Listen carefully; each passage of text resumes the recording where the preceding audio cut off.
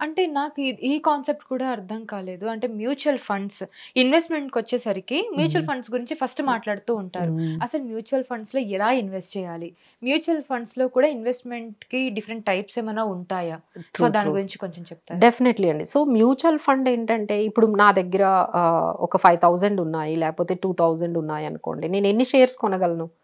ఎన్ని స్టాక్స్ కొనగలను? ఇప్పుడు రిలయన్సే నాకు రిలయన్స్ అంటే అంటే ఇష్టము. నాకు అవగాహన లేదనుకోండి. దేని మీద ఇన్వెస్ట్ చేయాలి? చెయ్యాలి. టీసీఎస్ నేను ఒక షేర్ కొనాలి. ఇలా కాకుండా మ్యూచువల్ ఫండ్ అనుకోండి. కలెక్టివ్‌గా ఏం చేస్తారంటే వాళ్ళందరి దగ్గర మనీ కలెక్ట్ చేసుకుంటారు. అంటే మీ దగ్గర 5,000 నా దగ్గర 10,000 ఇలా అందరి దగ్గర ఒక 10,000 క్రోర్స్ కలెక్ట్ చేస్తారు. ఒక స్కీమ్ కలెక్ట్ చేసి ఆ అమౌంట్‌ని అన్ని స్టాక్స్‌లో పెడతారు. Now your 3,000 has invested in almost 30 companies. అసలు ఈ 3,000తో మీరు 30 కంపెనీ షేర్లు కొనగలరా? కొనలేరు. First thing. మీకు అసలు అంత నాలెడ్జ్ ఉందా?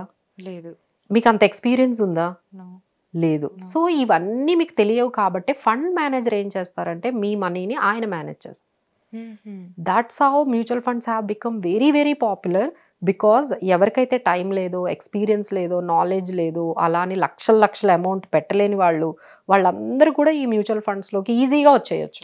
అంటే ఇప్పుడు ఇది ఇండివిడ్యువల్ మనీ కాదు, ఇది చాలా మంది కలెక్టివ్ మనీ. సో ఒకవేళ మన మనీ ఎక్కడైనా మధ్యలో ఆగిపోయే ఛాన్సెస్ ఏమైనా ఉంటాయా? అలా లేదు, గ్యారంటీయా? యా ఎందుకంటే ఇప్పుడు రిలయన్స్ అనేది ఈ రోజు క్లోజ్ అయిపోతుందా? లేదు. HDFC bank. సో వాళ్ళని చూసే పెడతారనమాట. పెద్ద కంపెనీల్లోనే ఉంటాయి కదండి మన మనీ అంతా. ICICI bank, TCS, Infosys, HDFC. Let's say example ఇప్పుడు వీళ్ళు 30 కంపెనీల్లో పెట్టారనుకోండి. మేబీ 2-3 కంపెనీలు ఫెయిల్ అయినా మిగతావన్నీ ఉన్నాయి కదా. So finally you will get your money get saved because you are not kept entire money in one single company. మనం ఒక్క సింగిల్ కంపెనీలో అయితే పెట్టలేదు, ఒక 30 కంపెనీల్లో పెట్టాము. 30లో మేబీ డెఫినెట్లీ అన్నీ మనం కరెక్ట్ అవుతాయని చెప్పలేము. ఒక 2 కంపెనీస్ ఫెయిల్ అయ్యాయి, but rest of the companies have given good returns.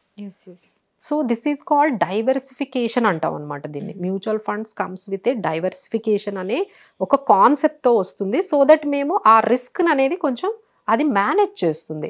But mutual funds లోకి వచ్చే వాళ్ళకి మేము ఇచ్చే సలహా ఏంటంటే ఇలా పెట్టి అలా తీసేయడానికి కాదండి.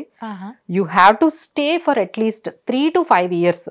మేము ఇన్వెస్ట్ చేసి ఉండగలము అంటేనే రావాలి. అంటే ఎంత ఇన్వెస్ట్ చేయాలి, ఎంత టైం పీరియడ్ వరకు ఇన్వెస్ట్ చేయాలి మ్యూచువల్ ఫండ్స్? అదే చెప్తుందండి. ఫస్ట్ మినిమం అయితే పెట్టుకోవాలి. మినిమం 5 years అయితే మీరు ఉండాలి. అంటే మంత్లీ ఎంత అమౌంట్ పే చేయాలి? Minimum you can start with even 1,000-2,000 rupees also you can start. So అదే నేను చెప్తున్నాను, మీరు చిట్టు కట్టేటప్పుడు అక్కడ ఒక 2 చిట్లు వేసారనుకోండి, ఒకటి ఇటు పెట్టి చూడండి. యూ విల్ ఎక్స్పీరియన్స్ కదా, you will experience first thing. అసలు మనం ఏమి స్టార్ట్ చేయకుండా ఇలా డౌట్ తోనే ఉండిపోయాం అనుకోండి,